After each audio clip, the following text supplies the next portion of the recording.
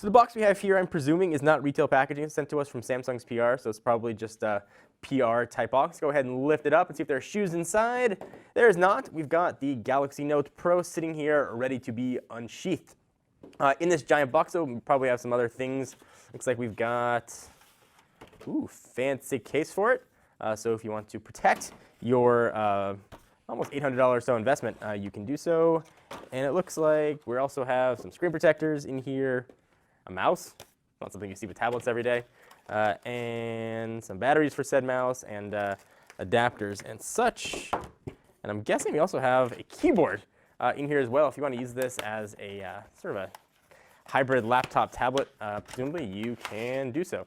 So full keyboard. All right, so push all that stuff off to the side. I'll check out how all this stuff works when we do the full review. All right, so here is the box for the Samsung Galaxy Note Pro. This is probably going to be the retail packaging, showing all the specs inside, and there is a lot of stuff in here, including that octa-core processor, which is 2 quad-core things, so pretty fast. So this is the Note Pro. Let's go ahead and dig on in. Try and open this end, I think seems a little more appropriate. And boom, there is the Galaxy Note Pro. Let's go ahead and pull that out. Feels really solid, very well constructed device.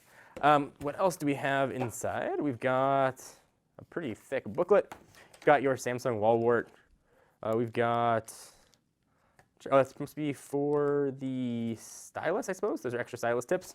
And we've got a USB 3.0 to USB connection. Here is the tablet.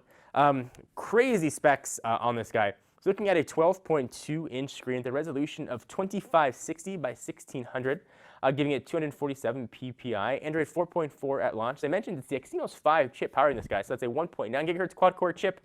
If that's not enough, it also has a 1.3 gigahertz quad-core chip in there, so yeah. 3 gigabytes of internal RAM, 32 or 64 gig configurations. Not sure which one we have here, but I wager we got to 32. You can also put an SD card in there up to 64.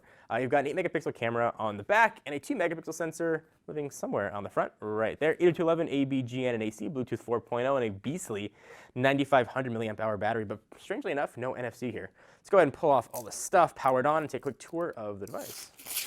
Oh, that was a satisfying whooshing noise. You've got sort of that faux leather back that we saw on the Galaxy Note. This one sort of has more of a texture feel to it, a soft touch. I think it feels actually a little bit better than the Galaxy Note. So typical Android controls here. You got your multitasking button, your home button, and your back button. Also, I presume that could probably be a menu button as well when contextually necessary. Goes ahead, boots up. Left-hand side, you've got speaker grill, 3.5mm headset jack. On the right-hand side, there's your USB 3.0 port. If you don't have a USB 3.0 port, the right side of it, you can use micro USB. I don't know if that's going to work to charge it, but for other USB 3.0 devices, you can do that. Speaker grill right there. That's where your micro SD card is going to live. We don't have a cellular version of this. This is just Wi-Fi. Swipe the screen to unlock. On the top of the device, I think we got, appears to be an IR port right there. Volume up and down and power and lock. And then we've got the stylus living on the side. Push that right back in. So let's take a look at what we've got here. So very nice 12-inch tablet. I know it sounds big and it feels kind of big in the hand, but using it, it looks really, really nice. And this is the size of most laptop screens. Look at the 11-inch MacBook Air. You've got a bigger screen here than that. So I like the way Samsung did the layout here. You've got the aperture all the way off to the right and the Google search all the way down the bottom left, not taking up any of the valuable screen real estate for widgets or other app applications. I really like that they did that here. I always put Google search somewhere on my screen. It's really nice to have that there and access to Google Now, and of course the Google search for voice is really, really good. See what we're going to have in here settings-wise. These are just gigantic icons. All the Samsung stuff you usually have in here, hand-con viewer. All the rest, sort of the good you usually see, like Watch On and Samsung's video.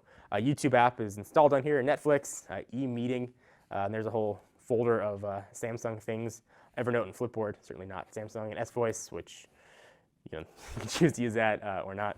A lot of business stuff on here as well.